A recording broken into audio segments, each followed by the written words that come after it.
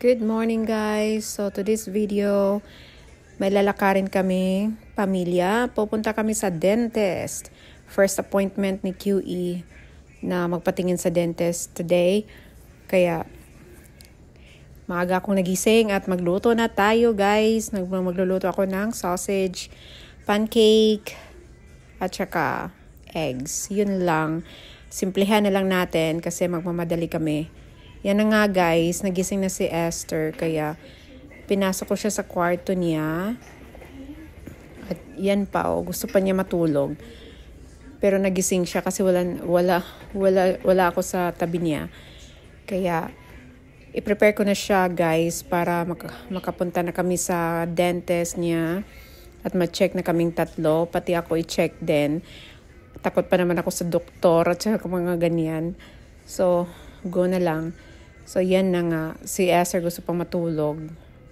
Pero, gusto ko na siyang bihisan. Bibihisan ko na siya mamaya para makapag-ready na kami. At kakain na din kami ng breakfast. Kakatapos ko lang din magluto. Ay, buhay ina nga guys. Ganyan ang buhay namin dito sa Amerika. Simpleng buhay lang kami dito guys. Yan, nagpre-prepare na ako kay Esther. Binihisan ko na siya. Pinunasan. Kasi ang sobrang lamig, hindi ko na siya pinabath. Yan. Papunta na kami sa dentist office, clinic, or whatever. Yan. Papunta kami sa clinic na guys. Medyo malamig, mainit nga araw, pero malamig talaga yung panahon. Kaya nagsusot kami ng mga jacket guys. Kaming tatlo. Ang ganda nga ng panahon, no? Tingnan nyo.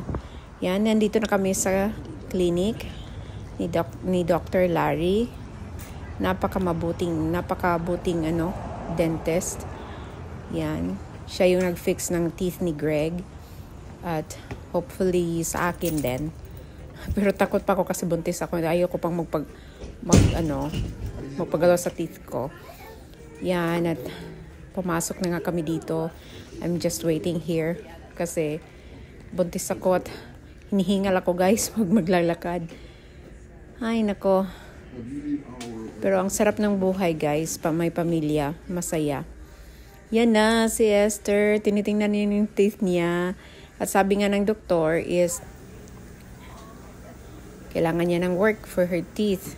Yan. Si Daddy nagpa-check up din. Ako kakatapos ko lang, hindi na ako nag-video sa akin kasi ang sagwa naman videohan ko yung sarili ko. Yan na nga guys, si Daddy naman nagpag-cleaning lang yung ginawa sa kanya. Walang walang mga major problem sa teeth niya. Yan, kakatapos lang namin at uuwi na kami. Yan ang ganap for today sa aming pamilya. Please follow us in YouTube, in Facebook, The Dixon Family. We love you guys. Bye-bye. Please watch our videos and follow us and subscribe. Thank you.